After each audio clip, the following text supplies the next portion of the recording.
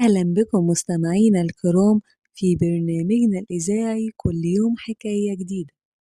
البرنامج اللي بيقدم لكم حكايات من التاريخ والعلم والكفاح، حكايات فيها عبرة وإلهام لكل واحد فينا. العلم لا يعرف حدود ولا يفرق بين صغير أو كبير أو بين رجل أو امرأة، لكنه يخلد أصحابه ويترك أثرهم للأجيال القادمة. وفي حلقتنا النهاردة حكايتنا عن عقل مصري نادر، امرأة آمنت إن الذرة مش وسيلة للدمار لكنها أداة للسلام، وإن العلم رسالة ومسؤولية. نحكي لكم اليوم عن الدكتورة سميرة موسى، أول عالمة ذرة مصرية اللي رفعت اسم مصر عاليا بين الأمم، وهي واحدة من أعظم نساء مصر في مجال العلم.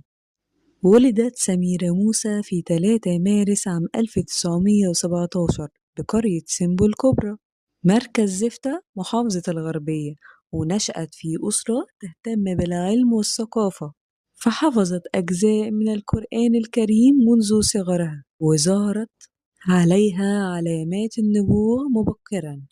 انتقلت إلى القاهرة لاستكمال تعليمها، وحققت تفوقا لافتا حتى حصلت على المركز الأول في الشهادة التوجيهية عام 1935، في وقت لم يكن شائعا أن تتصدر الفتيات هذا المركز. التحقت بكلية العلوم بجامعة فؤاد الأول، وهناك لفتت نظر أستاذها الدكتور علي مصطفى مشرفة الذي دعم تعيينها لتصبح أول معيدة مصرية بكلية العلوم.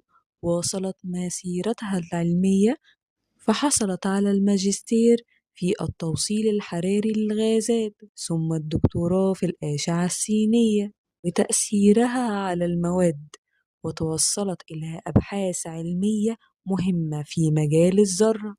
آمنت سميرة موسى بأن العلم يجب أن يستخدم لخدمة الإنسان خاصة في المجال الطبي، كما كان لها دور وطني بارز، إذ دعت إلى امتلاك المعرفة النووية لتحقيق السلام، وساهمت في تأسيس هيئة الطاقة الذرية المصرية، ونظمت مؤتمر الذرة من أجل السلام. ولم تغفل دورها الاجتماعي، فشاركت في محو الأمية ومساعدة الفقراء وإنقاذ الأطفال المشردين. وفي